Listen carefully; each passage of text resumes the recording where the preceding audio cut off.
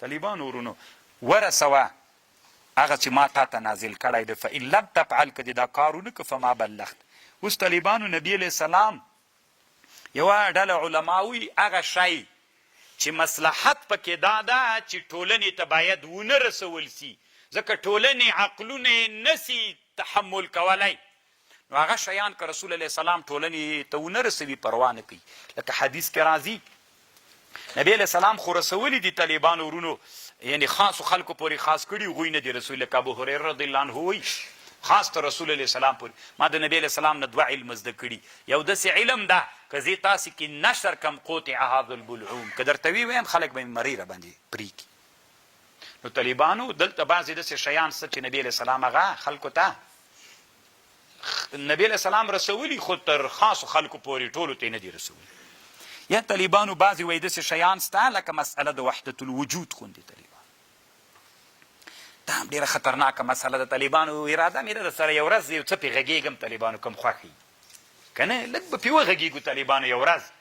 چې دا اوس څه معنا ده طالبانو دا څه شی ده دا د وحدت الوجود مسله.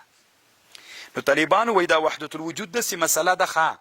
چې د دې ادراک عقل کولی سي د دې ادراک عقل د بدن په واسطه نسي کولی طالبانو د روح په واسطه به یې کوي. دومره خطرناکه مسله ده. تعلموا الروح بدون واسطة العقل یعنی که چیرته ته غواړې چې مسئله د وحدت الوجود باندې ځان پوه کړې روح به د عقل په واسطه دا مسله نسي حاصلولی. دا واسطه دا طالبانو روح بدون له واسطې د عقل نه دا مسله هغه کولی سي. دا بیخي طالبانو یو بل حس سړي ته ښکاري. طالبانو دلته علما وایي د انسان کې څو حواس دي چې له دې خوا نه ادراک کوي که نه سترګې د غوږونه د عقل دوی وایي دلته یو بل ادراک هم شته طالبانو د وحدت الوجود مسئلې ادراک چې کیږي د چا له خوا نه کیږي روح یې د عقل په واسطه نه کوي بدون د عقل نه ادراک کوي. دا نو څه رقم خبره ده چې همدومره خطرناکه خبره ده وحدت الوجود هم همدومره خطرناکه خبره ده. یو ورځ طالبانو چېرته درته خبر کوم انشاءالله. نبی علیه السلام طالبانو قرآن ټول رسولی. قرآن کې چې څومره شیان دي دا ټول نبی علیه السلام رسولي خو اجمالا یې رسولي تفصیلا نه. صحیح ده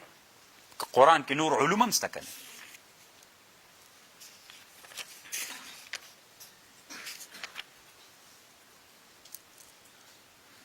او بیا طالبانو دلته یوه بله ښه خبره هم کړې ده چې دلته یو علم د شریعت ته طالبانو یو حقیقت ته یو شریعت ته د عبدالوهاب شعراني نه نقل کړی چې حقیقت له شریعت نه ګوره مغایر نه ده چې د تصوف علما وي موږ بیل علم ده بیل نه ده طالبانو حقیقت دواړه څوک ده دا شریعت ته طالبانو. مجدد الپسانی رحمه الله طالبانو مکتوبات کې یو خپل مرید ته هغه ورلېږلی ده مکتوب. دا ډېر ویښ پیر د طالبانو داسې پیران په دنیا کې ولی موږ به په تندیو مچو کړي ول طالبان. مجدد الپسانی یو مرید ته ورلېږلي دا مرید طالبانو داسې دا بدعتیت پې غالب سوی ده چې بدعتیت پې غالب سوی ده مکتوب ورلېږلی غوښتنه یې تېر کړې چې راسه یې ورې خو دا راسه صراحت نه دي ورته ویلي عنوان د مکتوب یې داسې د طالبانو وی قرب جسدی کې تاثیر ډیر کول کیږي په نسبت سره په قرب روحانی کې. څوک طالبانو له چا سره روحن نږدې وي څوک له چا سره جسدن نږدې وي دا جسدن نږدېوالي کې طالبانو دا چاته چې نزدېکت ته دی ډېر تاثیر کولی سي. مثلا یو سړی د طالبانو مثلا زه یو معلم یم د یو چا ما سره روحي قربت ده د روح له لحاظه ما ته ډېر نږدې ده هغه طالبانو دنیا بل سر کې ده خو روحاني ما سره ډېره نږدې ده. بهر مجلس کې مې یادوي یو د دلته ما سره داسې نږدې ده جسدي نږدې ده. زه طالبانو په کم یو کې ډېر تاثیر کولی سم په هغه نږدې روحي کې که نږدې جسدي کې نږدې جسدي کې. طالبان ورونو تاسې دومره لویه خطرناکه خبره مجدد الفسانی کړې طالبان ورونو غوږ ورته ونیسئ څه وایي مجدد صاحب. طالبان ورونو مجدد الفسانی رحمه الله وایي ته اوس ورته غوږ ونیسه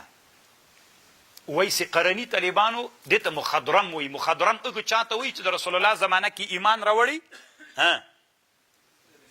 لیدلی نه دې ته مخضرم وایي خو د رسول الله زمانه کې طالبانو ابو هریره سبم ایمان راوړي وایي سقرني ایمان راوړي. صحیح ده دواړو ایمان راوړي خو طالبانو ورونو که تا نه څوک پوښتنه وکړي چې وحشي ابن حرب بهتر و طالبانو که اویس قرني بهتر ته ما ته ووایه وحشي ابن حرب بهتر و طالبانو